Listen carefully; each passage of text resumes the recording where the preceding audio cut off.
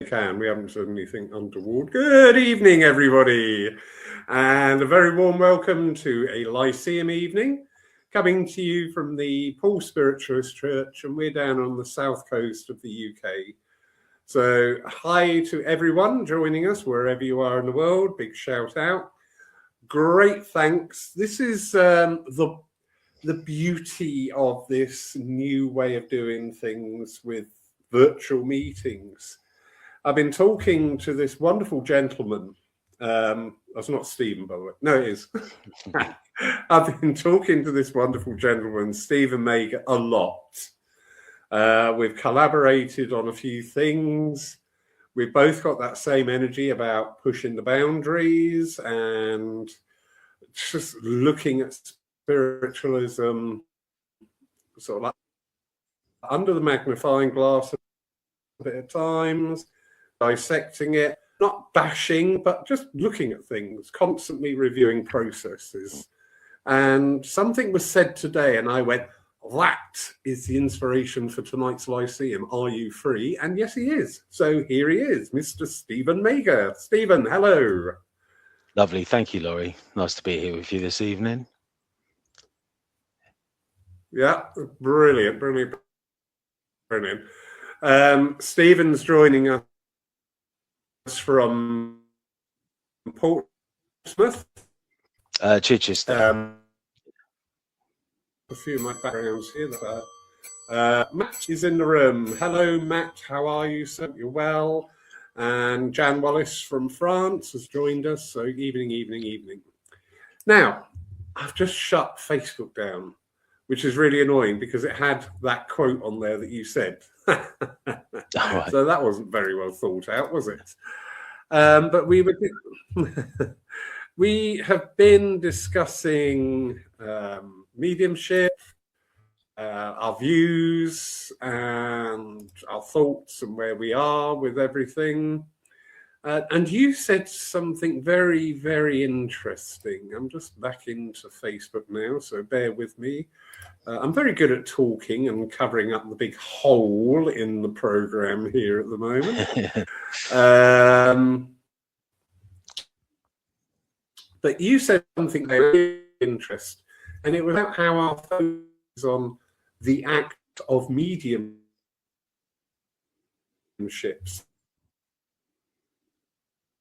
So how to be a better medium. We've all seen the courses for giving us more information ad nauseum. But you said something really, really interesting. And here we go. Oh, it's gone again. But you were talking about the actual art of mediumship and the interaction with the medium, the bigger picture, the style of communication. Would you like to expand on that a bit, please, Stephen?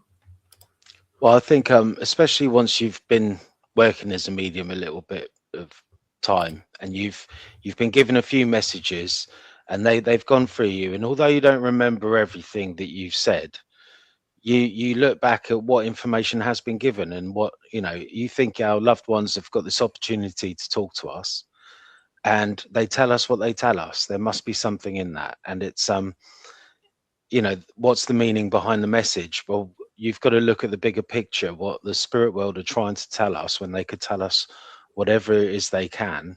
And they focus on these relationships we have with each other. And they don't give us all these answers because we're supposed to learn and find them for ourselves. And I think, what it led to was asking, we keep having mediumship, more mediumship, more mediumship. And it seems to be getting diluted. It's the one thing everyone's saying about the standards and about this and that. It seems to have got diluted. But I see it as a natural rhythm in life. Something comes in very potent and then it dissipates as it becomes more open to more people. I was thinking about the mobile phone earlier, and you had this giant brick as a battery and you could make maybe 5 3-minute calls or 3 5-minute calls on it. You had to charge it up again. And you bought one and that was it. You looked after it. It was made robustly and it would last you years until the new generation of phone comes out. And now we've got these fairly disposable phones. They've become open to everybody, cheap and available. And we can see the same sort of mirror with mediumship. It's come in very potent. It was only a handful of people that could do it. And then slowly it spread out. And as it did, it changed and it morphed into something more available to more people, until we find ourselves at a point where nearly everyone's able to jump onto a course somewhere and start developing their mediumship to whatever degree they're going to do it. And it's become a very fixed sort of movement, but it's changing now, and no one really knows what we're doing with it. But it raises some questions, you know, and I gave you my notes earlier, but there's a bunch of questions that it provokes. So, you know, there could be a number of reasons why mediumship might fade away. What would we do if that happened? What does spiritualism look like without mediumship? And my answer is there's plenty of it, but it's having that positive attitude instead of the negative one of going, oh, it seems to be slipping out of our hands. It will be gone if we're not careful. And that seems to be the prevailing attitude. But I see a different one, and it's one where we have to let go of mediumship if it does and not be so attached to it. We've had this window of opportunity, and you look at religions that have been around for thousands of years, and they focus on 33 years, 2,000 years ago, but it gives you food for thought for thousands of years. So this 180 odd year window of mediumship has changed, and it might have come to a fork in the road where now technology's kind of taken over the way we communicate. Mediumship's going to change as well, and it might become something that is so natural that we don't need demonstrations of mediumship anymore, that there won't be a platform medium because everyone will have another avenue into mediumship. And we can see that as a bad thing or a good thing, because, you know, in the old days of spiritualism, you had circles. The circles would then congregate at a hall somewhere and share their mediumship openly to the public. So it started in the home, and then the church was a gathering place for people who were demonstrating mediumship elsewhere to come and worship and understand each other and share each other's stories and invite each other to each other's circles. And it became more of a sort of religion and movement, in the sense that churches and centers were where people went to learn and to have circles and then take it into the home. So it kind of went the other way. So maybe the future of spiritualism is to bring it back into the home circle, and our churches can be places where we may not need to demonstrate mediumship. There's so much spiritualism left over that we can have food for thought for thousands of years. Do you know what I mean? Very much so, very much. And echoes a sentiment. I was invited onto a podcast not too long ago, and one of the other people on there just made a comment, and they said, well, it sounds like Lawrence doesn't like mediumship, and they got a little bit defensive over it.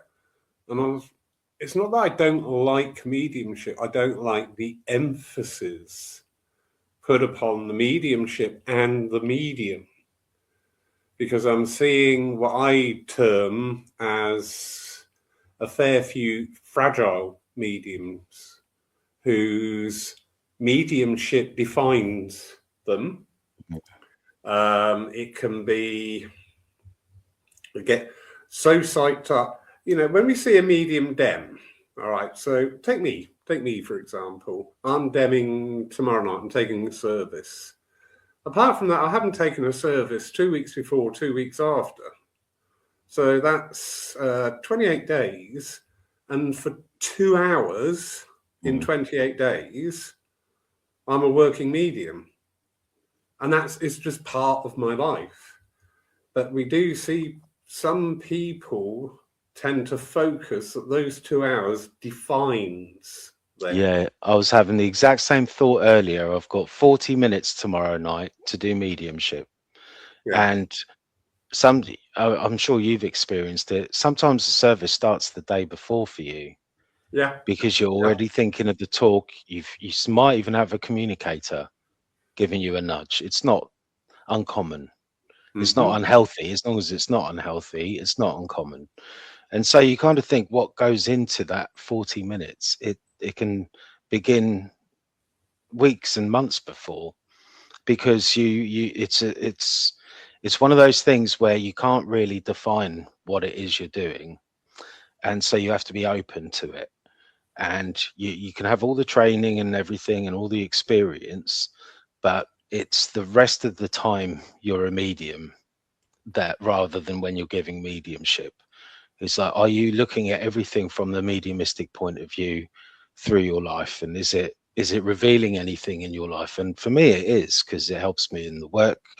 It's not like I'm spirit are telling me what to do, but I'm looking at everything from that same point of view. And is it favorable to that or not? Is this going to enhance my life or not? And the thought of churning out messages all day, every day, for money or not for money, just seems to me like it's taking something away from what it is spiritualism was and has become. It's like you say, it's more about the medium's journey rather than how much mediumship they can give. It's about how much it's changed and transformed their life, rather than how many people now follow them. Yeah, very true. We've got lovely Belinda Dickinson, and she says mediumship is a lifestyle. Well, to many, yes, it is. But is it a lifestyle that you allow to change your life, or is it a lifestyle, as we see in some people, that they adopt? So lovely Jan Wallace is still there. Cat Goddess. Elspeth, right up in the Hebrides. How are you, darling? But you're involved with the legacy program that starts next month here. And that is about development of people. It is not skills of mediumship. It is not to practice mediumship. And in fact, people are enrolling on the course who are not working mediums and are not interested in mediumship, but they are interested in this progressive self-development. Well, I noticed that churches, especially the people that come mostly, are not really interested in doing mediumship. They don't want to stand on a platform. They don't feel confident enough, or that they've opened themselves up enough. But they'll have been coming for years. They would call themselves spiritual or spiritualists. And I'd say, if you look at spiritualism, if you take all the mediums out, there's still plenty of people involved, and it's like they might come for the mediumship, but I think a lot of them are coming just because they're drawn there. A cold, rainy Sunday night when you'd rather be sat at home watching TV, and you turn up to a church thinking there's only going to be 4 or 5 people and you're going to have to give everyone an accurate message, and there's 40 or 50 people there. It's like that people are just drawn to it, and it's not because of you, it's just because that's what they wanted to do that evening. That's really interesting statement there. And again, this links in with my thinking about what I call the fragile mediums. They're not there to see you. Please, can we stop saying that? I had 40 people last night, and I'm like, did you really? If you'd set up a standalone event somewhere separate to where the regular congregation go, would you have still had 40? We don't know. It might have something to do with the 5 or 6 committee members that open the doors every weekend, making sure it's there. So that helps. Definitely. But that brings up a point about, I'd say, like theatres. We always hear about theatre mediums, and it's an interesting subject. But those mediums book those theatres and they sell the tickets. It's not spirit-led; it's determined ambition mostly. And you sell enough tickets to fill the front 2 rows until you've broken even, and people start getting confidence in your product and they return. And I think it's easy to think, because someone's booking out large venues, that they didn't work hard to get there, that it somehow just happened for them overnight. And it's not been unfair on those mediums. I'm pointing this more at the people who missed that, and they think that somehow there's a career here where you don't have to put a lot of work in. when really it's like it's a lifelong journey. And those people that do book out theatres, they're professional and they're doing it, but I think there's this sort of unspoken thing where people think spirit are just taking some people and propelling them into stardom, when really it's hard work, graft, and ambition. Yeah, that is really true. We have a range of mediums that we're in touch with, and I know in my mind the ones that will do well on a demonstration night, the ones who do well on a service, the ones who do well on private sitting, because mediumship is tailored to the faculties and the capabilities of the medium. I know some mediums, if you put them up in a theatre and 200 people in front of them, they wouldn't have a good time. They would not have a good time. But then I know other people who would thrive on that. Yeah, and definitely. We take that step in then, because negotiating with theatres, booking theatres, making sure your PR is that this really is a full-time job. And there are some people out there who do it incredibly well. Yeah. And more power to their elbow. You know, they really are out there and they're working damned hard. It does not fall in your lap. No. So we have Melody Shipper here. And she's asking, may I ask, what do you mean exactly with a fragile medium?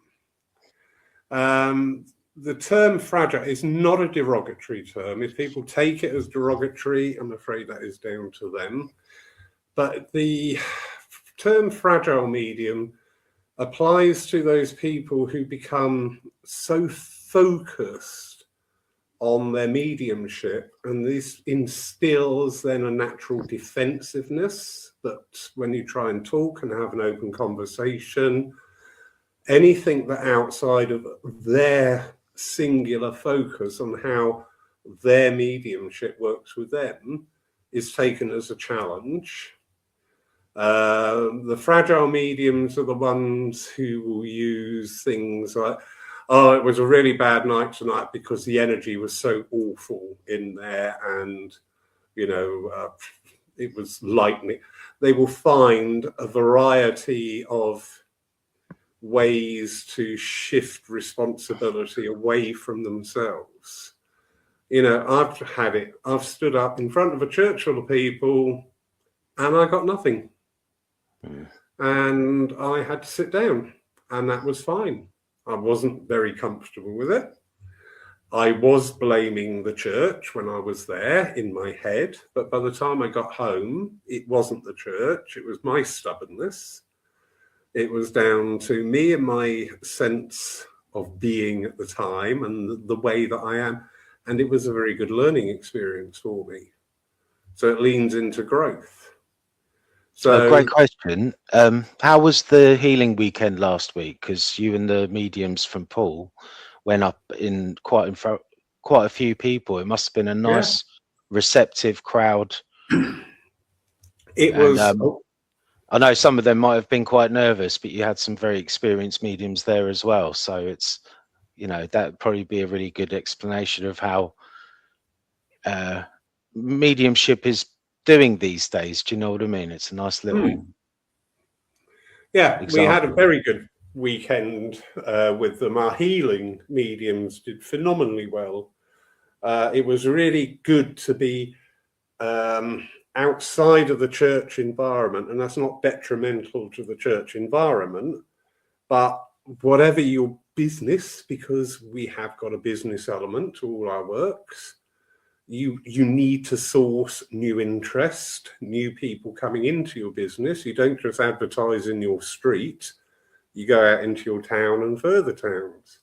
This gave a wonderful opportunity for our healing mediums to work in a very different environment from the sanctity of the church.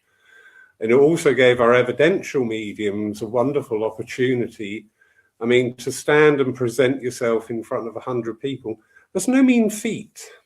That is no mean feat. It's not in everybody's energy to stand in front of a large group of people and to carry it, not to go,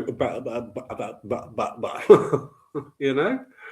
So yeah, it's really good learning experience, and it helps the mediums themselves to grow. There was no ego there. We openly talked about each other's style. We openly picked up on different points of, oh, I really like the way you did that. I really like the way you did that. Oh, maybe with that we could try something.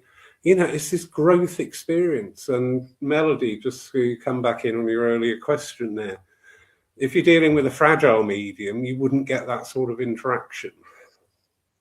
They would, A, want to be the star, B, there would be no discussion of the way they worked, because it would all be how wonderful. This is a very good indicator of a fragile medium when you hear the word I all the time. And when I hear the word I all the time, I just think, well, what's your spirit team think about that? What do the backroom boys think? They're not getting any credit or being involved in this conversation. So I hope that helps you there, Melody. If you've got any more questions, please ask. Hello, well, thankfully, I can only think. Oh, sorry. I can only think of one example from my experience. Thankfully, it was and she sticks out like a sore thumb because there's so few like her, you know. But they do come along, and when they're successful, other people think that's how you do it, and they don't see the hard work that goes into the real deal, you know. And another question I would ask is if, you know, like with you have the rally at Poole and you do your best to get it out there, and it's attended fairly well, it's received well, but it could be so much better, you know, when you see what is going on out there and how many people will turn up to these outside gigs, but when it's in a church, it only attracts the real hardened spiritualists. And it's a shame, because if you look back when the Psychic News used to book the Albert Hall and advertise it, they'd fill it up, but probably just about breaking even. It wasn't about the money. It's about building an institution,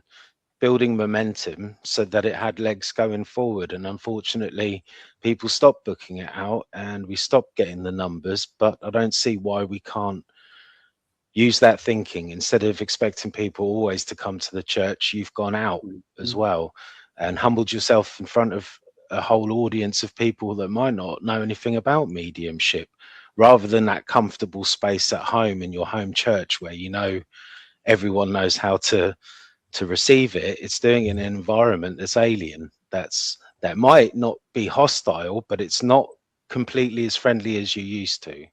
Yes. Yeah, that is very true. Just quick hello here, very special hello. Lovely Leslie, I'm so sorry to hear you're still there, darling. Thoughts out, you are in our healing group here and the healing book. Your patience is being tested. I dare say some of your nurses are being tested as well. But yeah, lots of love to you, Leslie, and really, really hope that you get home, get better, and get back on your feet soon. So we were started off this conversation here and talking about the potential there of not having demonstrating mediumship as part of a service. You highlighted our remembrance. How can I forget that name? Oh dear. You highlighted our remembrance services where we never have evidential mediumship because it just doesn't fit. It seriously does not fit in the whole energy of the moment, of the reverence, of the diligence and the duty of that service. We're paying our respect and homage to those who gave up everything so that we can have this free speech, that we can stand here today and follow our beliefs and whatever. And seriously, the medium who was working that day, when I said about there's no mediumship, it was a little bit, oh, okay, not sure about that, but okay, I'll go along with it. At the end of the service, they went, you were 100% correct. Doing messages in that service would not have worked. Have you ever noticed why when you do a service on a Remembrance Sunday, you automatically assume they're all going to be military people that come through, and they're not. Yeah. You think there would be a military theme, but there isn't. It just carries on the same sort of mediumship you have any week. So Yeah. that is something to wonder about. It's like Father's Day. You think that all fathers will come through, but it's not true. You know. Yeah. Very true.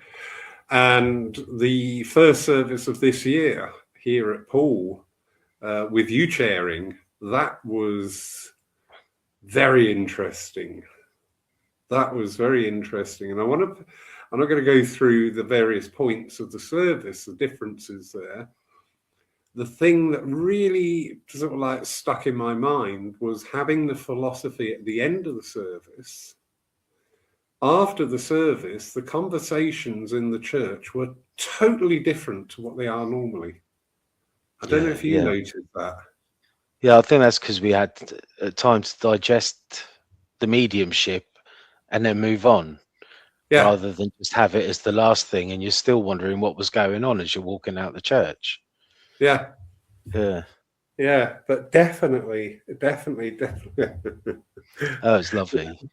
Lovely Leslie. Yes, she's put a couple of them in their place. Oh dear. You can't be that ill, Les. No, we have thoughts have to be done. But yeah, also you're talking here about home circles as well. Now, home circles are a fascinating subject because that was our breeding ground, wasn't it? Yeah. It seems to have faded away. I mean, you used to get pamphlets about it in churches, and I was lucky at my church. There were several circles within the church and several circles associated with the church. Probably not so many now. And you would have Sue used to run a platform presentation class. So you would get people that didn't typically attend the church, but they were part of a circle, maybe family of a medium that visits the church, and they would come and practice in these sessions. So you got to get an idea of what their home circle was like, and they tell you the experiences they've had within the circle, and that's why they want to come and develop outside of it as well. And so you got to hear about all these other circles, and I got invited to loads. So I attended so many different ones. Some would last a few months, sometimes a year, and then they'd fall apart. But some continued for several years. And it was just circumstances that kind of changed those circles. And then I've moved away. But it was there's a real overlap between circles. You must have it in your church between your healing group, your mediumship development, your psychic classes, where people overlap and they know each other, and they might go to organizations, events outside the church together, or see each other there. And there's this sort of overlapping between everyone. But this home circle seems to have died down. Most people are too busy, and it's not the same as it was in the old days. The home circle was the entertainment. There wasn't a telly or an iPad or anything. It was sit around at the dinner table, put the dishes away, light a candle, and we're all going to sit around and commune with the ancestors once a week. And that's kind of died away. And some of the home circles I've had have just been very intimate, just a handful of people, and they last for as long as they last. Typically they are quite good, and we have some brilliant phenomena sometimes, or people manage to do things that they wouldn't have been able to do before, but they never really last for very long, and then circumstances change. And a few times I've tried to get involved in a circle, and you just think, it's nice to curate your circle carefully. And Very so true. I haven't been in a decent circle for a little while. I've just got my own little practice at home, and it just seems that that's where people really get their strength with mediumship, where you can make those mistakes in your home circle, so that when you do them at the church for the first time, and you have a moment, maybe you slip up, lose some confidence, you've got over it once before, you can get over it again and just move on. And that, like the opportunity to demonstrate at the lighthouse last weekend, that's where you you've learned how to get over the fears, get over the lack of confidence, but do it anyway. And it's usually when you do that, spirit finds you. Yeah, very true, very true.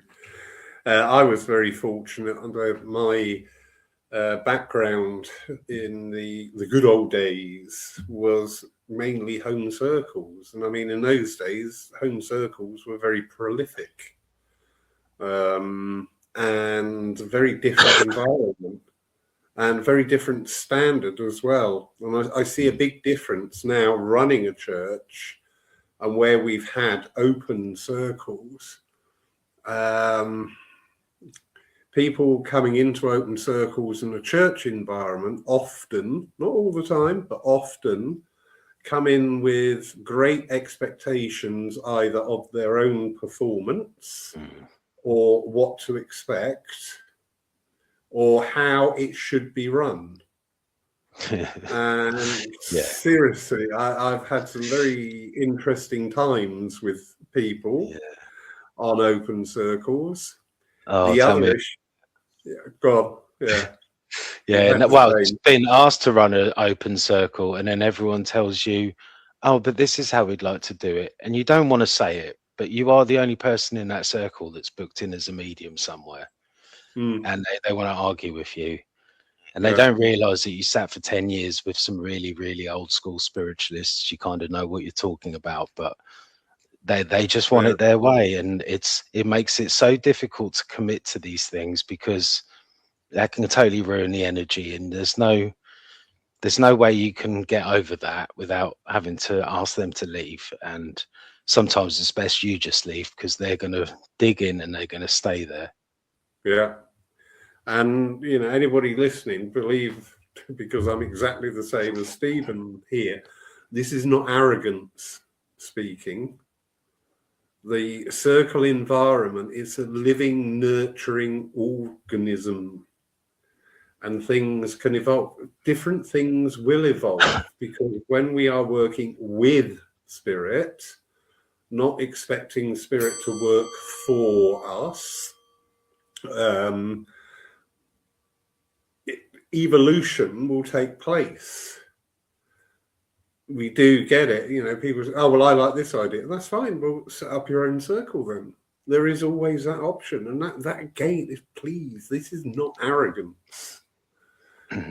Trust me, when you've got a home circle, the minute you start getting any discord or dissent coming in, it's shattering to the environment. It really is.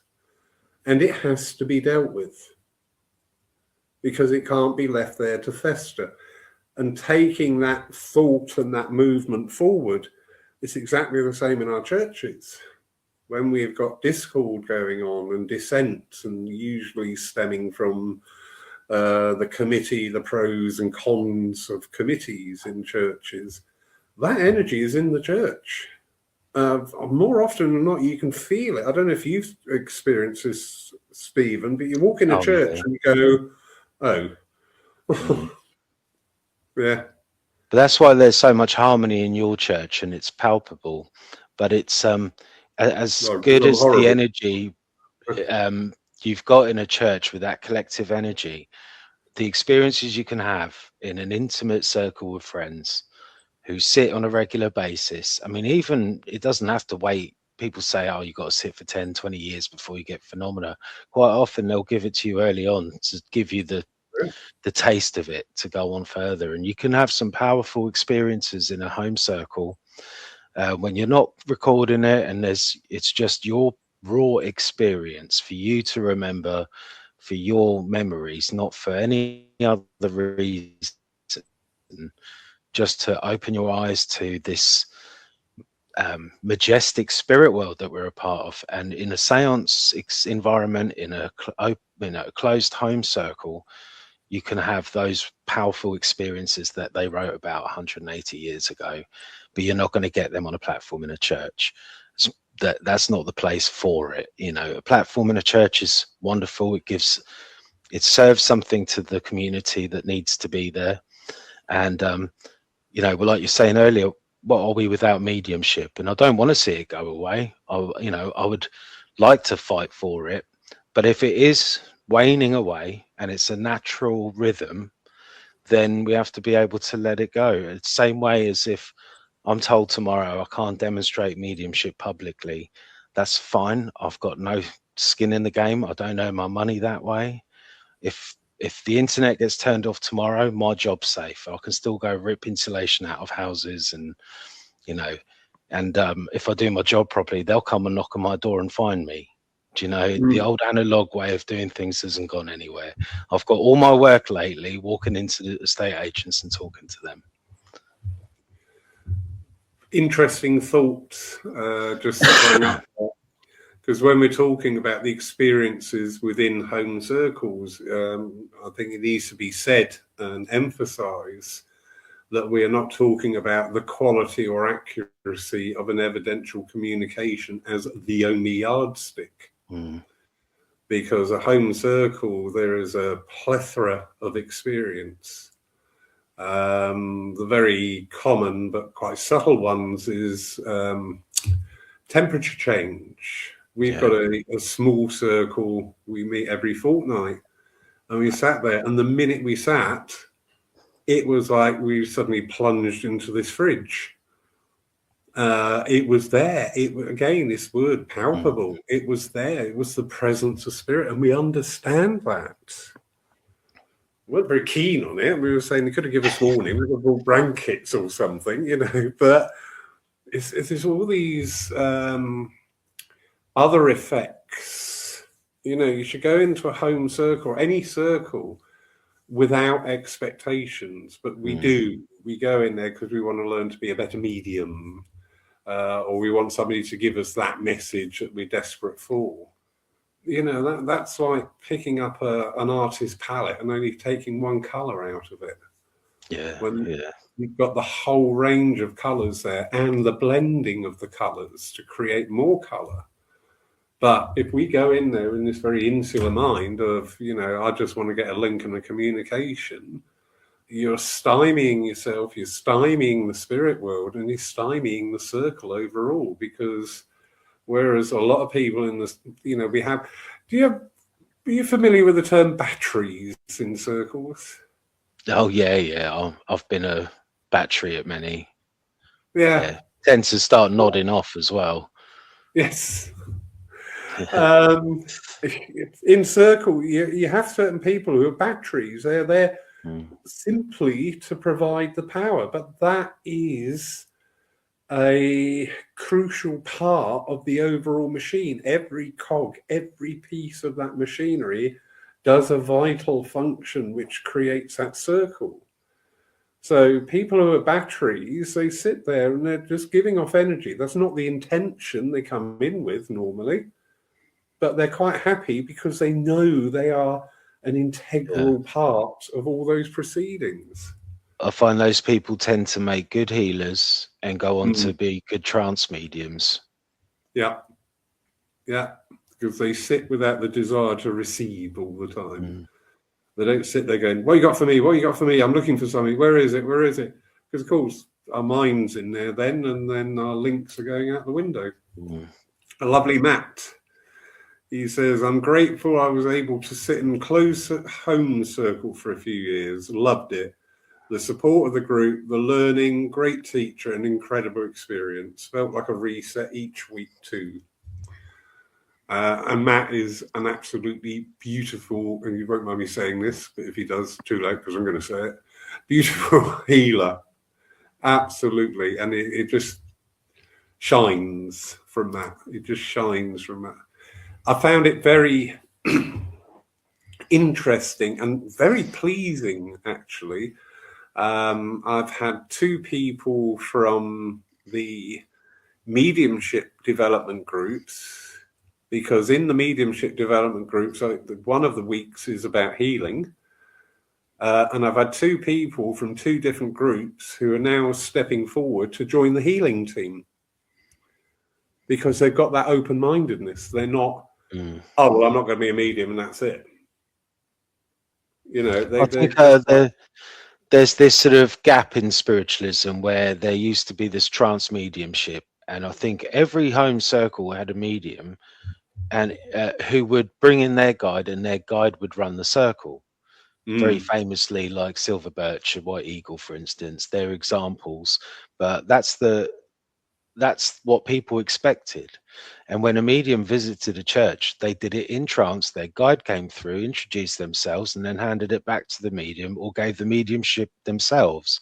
Quite often, and you look back at a lot of the great mediums of the recent past, funnily enough, they're better mediums on the platform than their guide is when they go into trance, which I find peculiar. But there seems to have been this ebbing away of trance mediumship, and this more available mental mediumship became more prevalent, so that more people could get involved, really. Which I don't think it's a bad thing. It's just the way it progressed to become more available to more people. But we still all have a guide. They don't seem to play such a part in spiritualism anymore.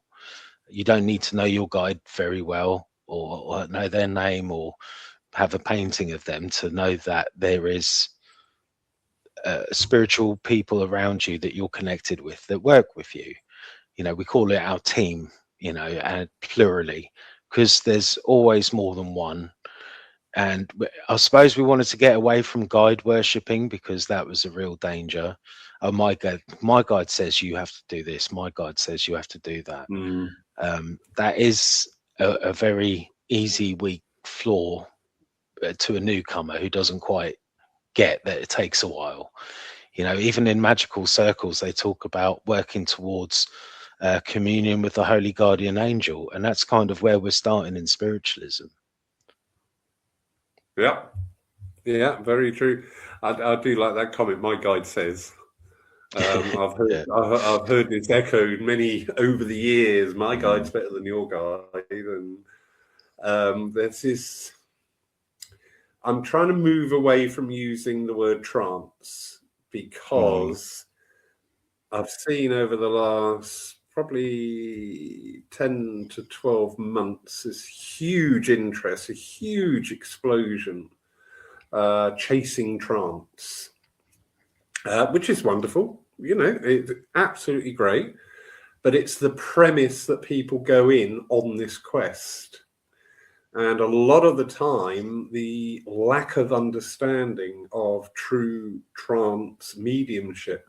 Number one, are you suitable as a vessel? And that's not a, you know, that's not a disparaging remark. I get a sense of very active base chakra with some people. When I sense that, I'm going, oh, okay, this could be very interesting, because that to me goes hand in hand with the deeper states of mediumship, be it what we call trance or physical, whatever. Not all the time, but a majority of the time. There is also the comprehension and the understanding of spiritualism, and the willingness and the openness to expansion of thought. That's got to be there as well.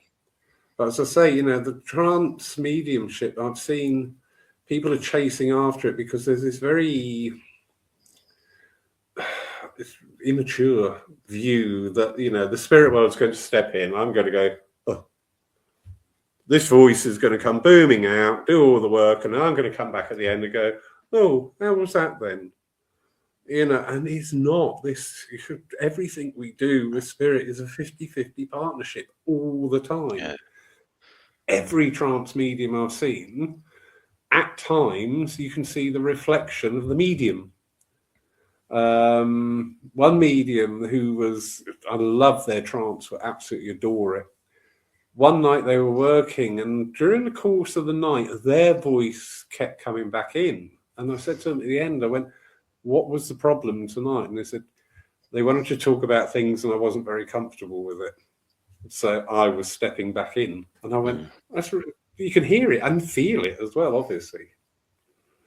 Yeah, so, yeah, I don't. It's definitely a 50-50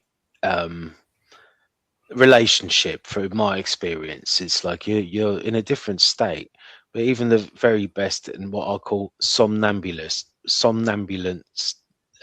trance mediums, where they go into that much deeper state, like the lady at Arthur Findlay College, Eileen Davis, It's on such a level that if you're not doing it like that, I feel like you've got to progress to, so that's on another level. And when you sit in a room with someone who goes into that level of trance, you feel it in the room.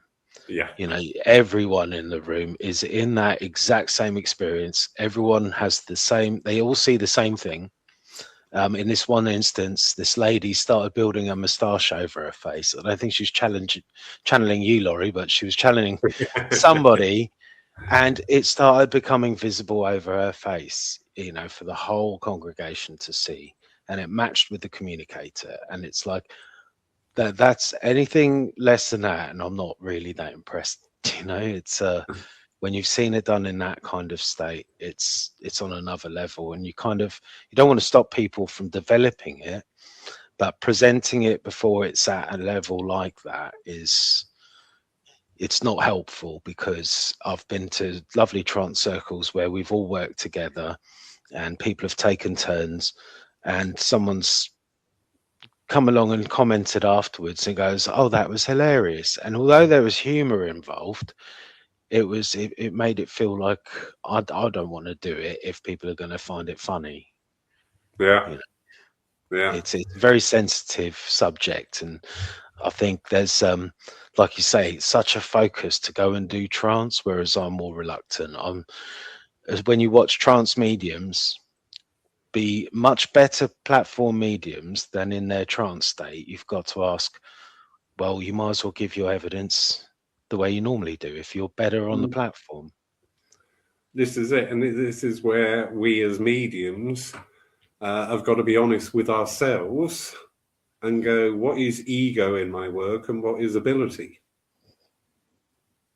You know, because do I want to be this trance medium and be renowned for being a trance medium when actually I'm a bloody good healer? Yeah. You know, so lovely Susie, hello darling. Oh, catching up with you soon, aren't I, with the Americans? That'd be fun. When you learn how to work with energy in the altered states, being an observer is as interesting as being the medium. Very true. Mirrors what Stephen was saying there.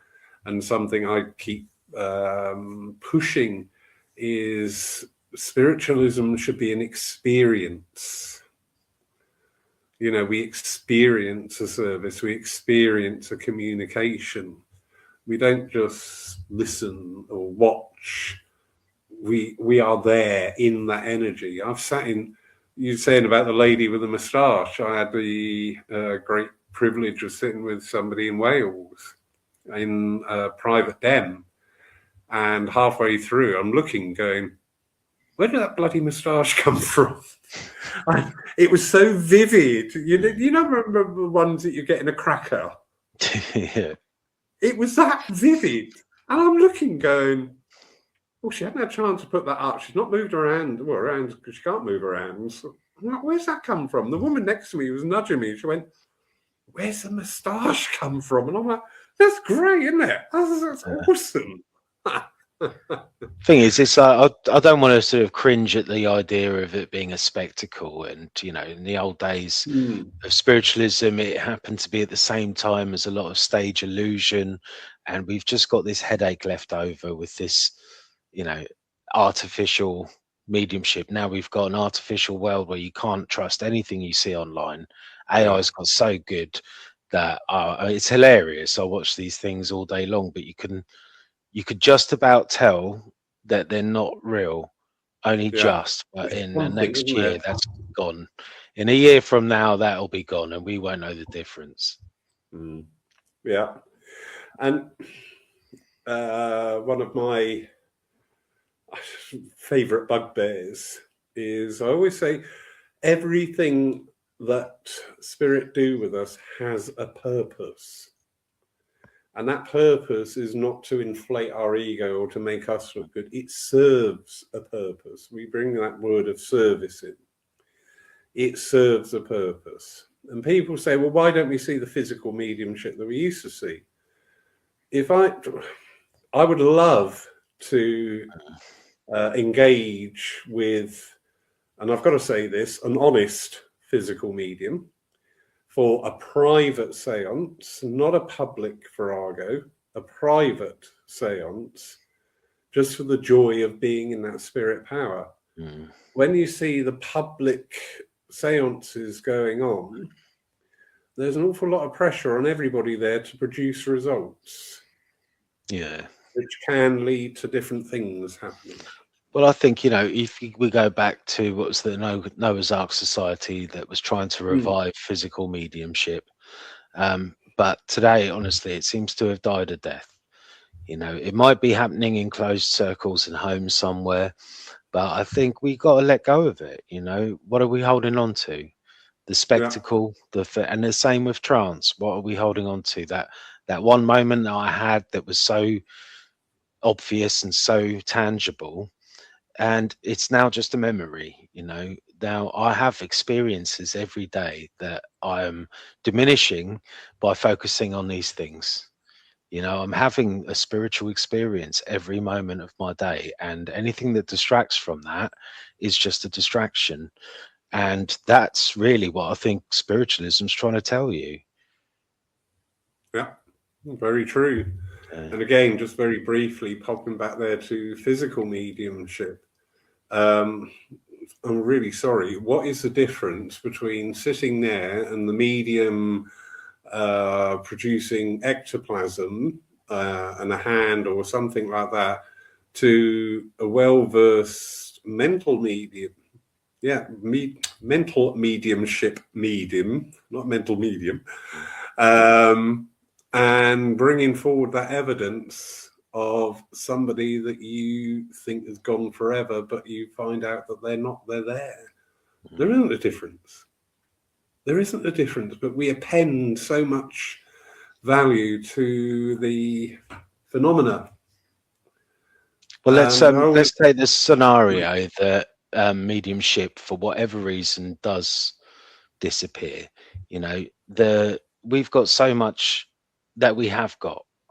We've got the churches, we've got the infrastructure, we've got the history, the philosophy, the healing, we've got the development circles, and they can develop anything associated with spiritualism. If we don't get to do platform mediumship, we've still got so much there. We've got an enormous amount to focus on. So it can't be seen as I don't know, I think sometimes the less attached you are to something, the more freely it flows as well. Very true. That's something. And I think we're quite anxious in spiritualism, very uptight about it. We have to loosen up a little bit. We have our conversations where it can get a little bit on the negative side, but we come full circle because we've got this shared attitude where there is a good side of it. We've just got to focus on it. But especially running a church, you have to deal with the sort of not darker side, but the more mundane part of it, the more frictious side of it, where you're dealing with people who are falling out and people that are rubbing up against each other, and you're rubbing up against people, but you've got to run the church, so you've got to then balance all that. And it takes good old-fashioned fortitude and manners, doesn't it? Yeah, it's true. It's all about, I think the whole world, our whole existence can come down to just a handful of spiritual laws. And one of the biggest ones is balance. Yeah. Because when we look at anything and apply the spiritual law of balance, we can see where the discord springs from. We can see where the opposing forces are unequal, and our emotional states as well. When we really dig down into our emotional reactions to anything, it's only a handful of responses, really. It's simple, but we overlook it and we conflate it into this, but it's a new portal coming in and it's 7-7. Please, I'm not going to go down that line. You know my thoughts on that. And bringing in... that just points... There's the potential for harm.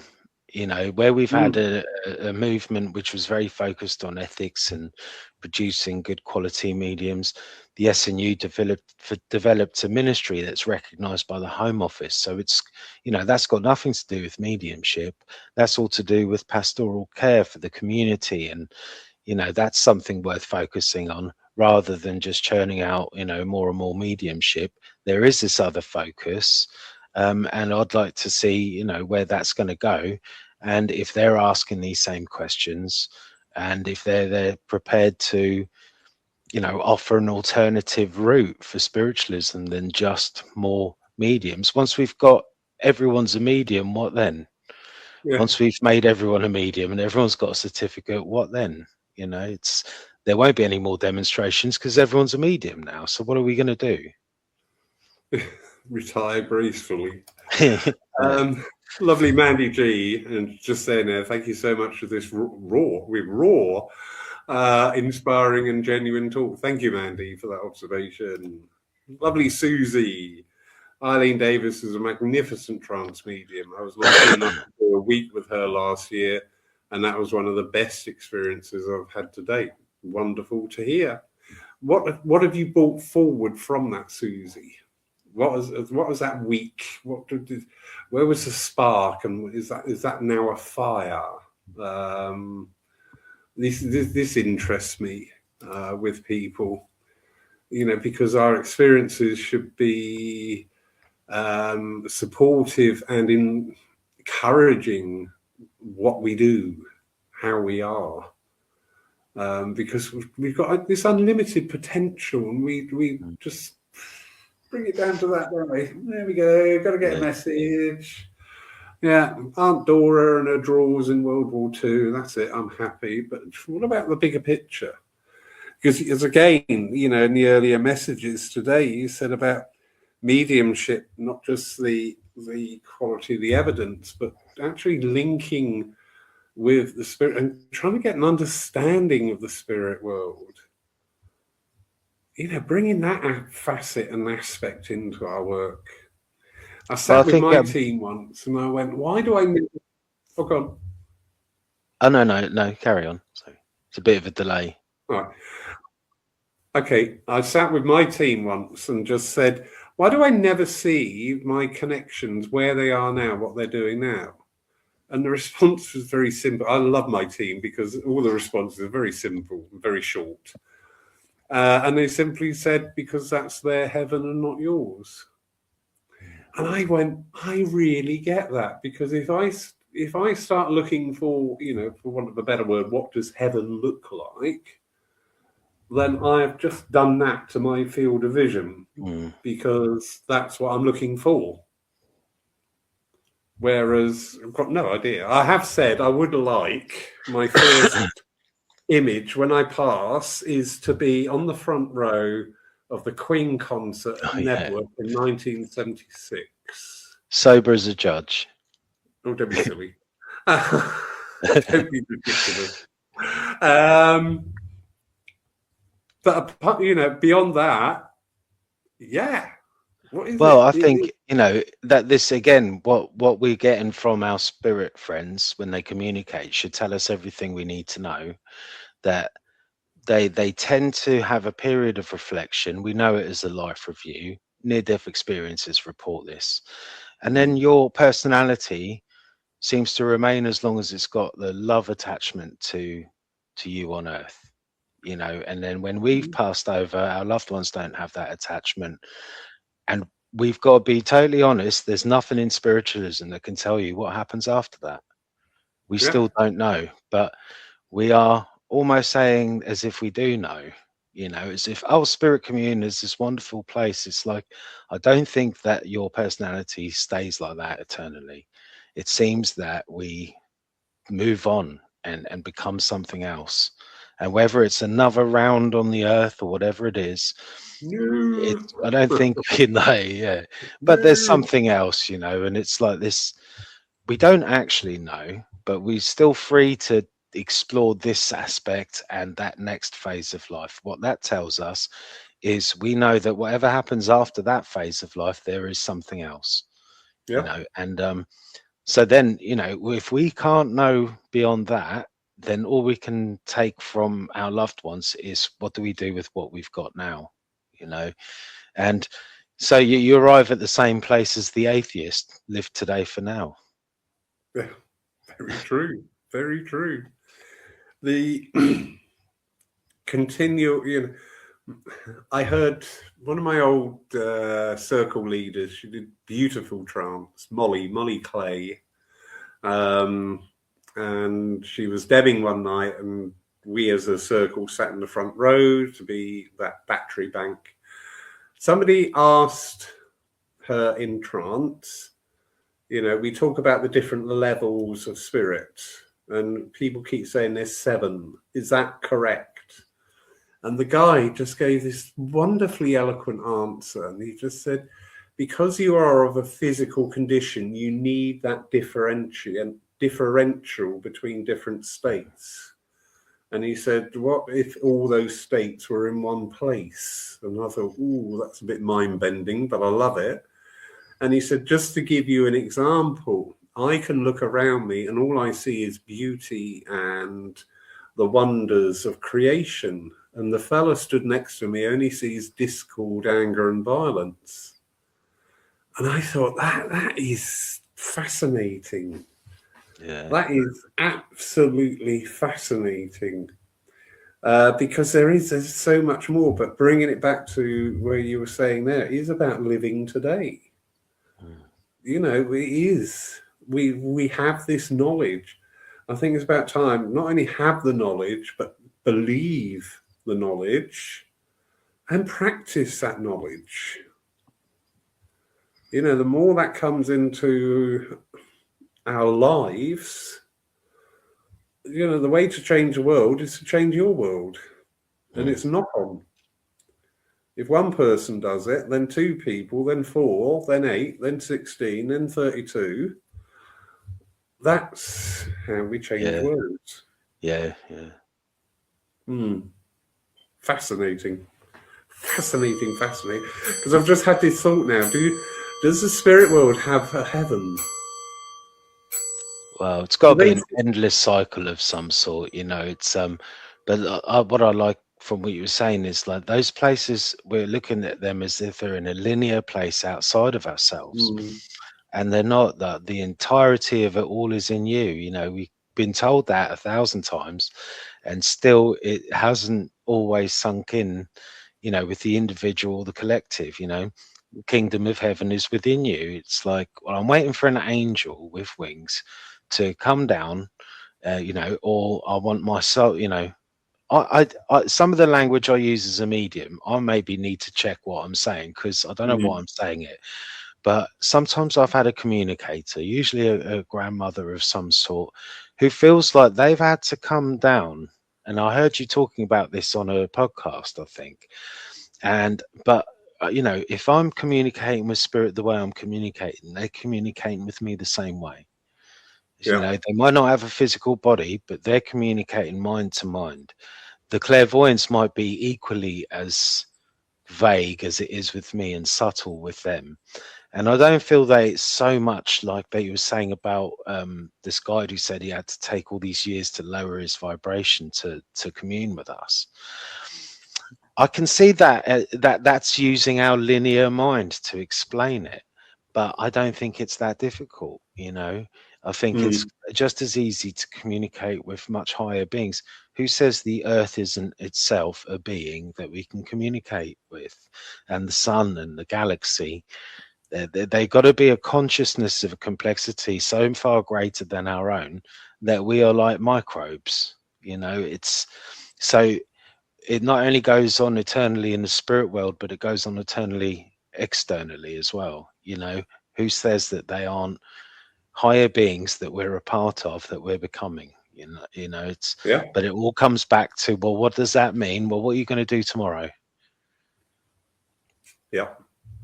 And I think one of my little thoughts is one of the biggest challenges of this existence, this physicality, is the emotional body.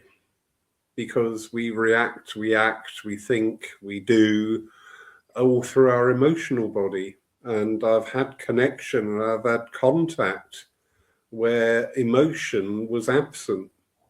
Now, the first time I had that, I found it very disconcerting. I was like, ooh, I'm not sure about this. Because we're used to our feelings, we feel, oh, well, that's all right, or, oh, got to be careful. But there was just Zilch. So when we talk about, different planes of existence, we've actually got to move outside of our physicality. And our dogma. You said something there very true. As mediums, we should be looking and constantly checking the way we talk. Not to the point of making ourselves silent, because everything we do will contradict what we thought, but the language we use. I think what you're referring to there about them coming down, and I hear this with developing me. Oh, I'm waiting for Spirit to bring me something. I'm waiting for Spirit to come. I'm waiting. It's this separation that I want to try and ease people out of, because we're never separate. Well, I think I was using the language partly because the person receiving needed it that way, because it needed to be dramatic and illustrative. Yeah. So I understood that, but maybe I could have done it better if I thought of it different. But then, who am I to interrupt what the spirit world is saying through me? I'm just glad I'm being that conduit. But at the same time, it's like you say, we've got to ask really basic questions. If you can't ask a basic question, something's not right. And always bring it down to who did what, where, when, and how. If you want to know why, look back at one of the other questions. The what or the who usually tells you why. And who's communicating with us? What's their relationship? How did they live? Where did they live? When did they live? These are the questions we're asking, because they're the only questions you can answer. And if something's obscure and you can't answer one of those questions, something's not right, And I think that's what mediumship is about, what we call evidence. We're asking those 5 questions. And when we ask those 5 questions of spirit, we can ask them of ourselves individually, but also I use those 5 questions to apply to spiritualism. Like, what is it? Who is it? Where's it going? When are we in that story? Are we at the middle of the story? Are we near the end of the story? Are we still at the beginning? It's questions that I don't hear being asked that I think about. Yeah. Brilliant. Lovely. Susie, carry on sitting for the altered states, whether as a medium or as an observer, as linking in, and the mirroring effect was amazing. For me, sitting with spirit in this way is as much personal as public. The closest connection you will feel with the spirit world, and it's a lifelong commitment. Very true, Susie. Leslie, I think the ward sister has come round and put Leslie to bed now, so good night, darling. Absolutely fascinating talk tonight, Stephen. And again, just barely scratched the surface on any one topic. But that's the amazing thing, isn't it, with spiritualism? Yeah. It spans up to investigation. And I think we need to remember that and embrace that, but also understand what investigation is. Not destructive, not ego-driven, just having open and honest conversations. And, maybe not reaching an accord. And do you know what? That's fine. Yeah. I've heard several trance demonstrations counterindicative of the other ones. Yeah. And that's fine. Because I'm hearing that person's point of view. And then you go to another one, you hear another person's point of view. Mm. And the fact that there is a difference leads me on to the thought that, the spirit world is just as many questions as we've got down here, and that's great. Yeah. Well, that's what I was saying earlier, the people that they stick out like a sore thumb because there's so many good, genuine people involved, and I've been lucky to be surrounded by good examples. That a poor one is quite obvious. And, I don't own spiritualism. I don't own the future. It's going to do what it's going to do. And I'll just need to observe it and enjoy it, and not try and be one of those, end up someone who's stuck in their ways, not wanting it to be done any other way but the way I do it. Yeah. Yes, we do get that. No, you don't do it that way. Oh dear, here we go. Anyway. Stephen, thank you so much. Oh, thank you, Laurie. Thank you so much. And everyone who's watching. Pleasure. I know I've kept you from the gym. I did say gym, not gin. Yeah. But thank you for giving your time tonight. Much appreciated. Oh, my pleasure. I would have been listening anyway. Oh, right. Brilliant. Yeah. Absolutely. Yeah. And really just enjoyed. Just little side note here. Stephen is part of our legacy team this year at Paul Church. It's a 6-month course. And it is about developing you. It is not to demonstrate your mediumship. There's people on this course who are not mediums. They're not interested in mediumship. Hurrah! It is about personal development. Stephen is taking the first 2 parts of the 6-part course, followed by David Powell and then Lindsay Percival. So details are on the website and also on our Facebook page. Just remember, you can watch our services live, and tomorrow we have Mark Stone with us, and that's 11 a.m. GMT. Updates for everything is available on the website, and next week we have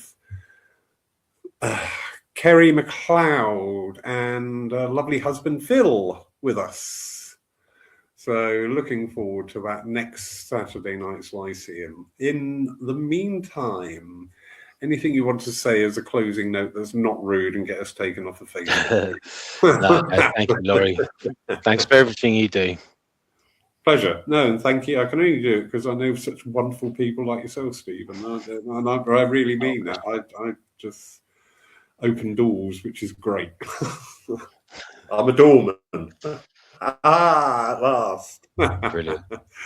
So, everybody, thank you so much. Look forward to catching up with you. Phil Dykes and Kerry McLeod next week at 7 p.m. GMT. In the meantime, have a wonderful night, everybody, wherever you are, and see you again soon. Good night.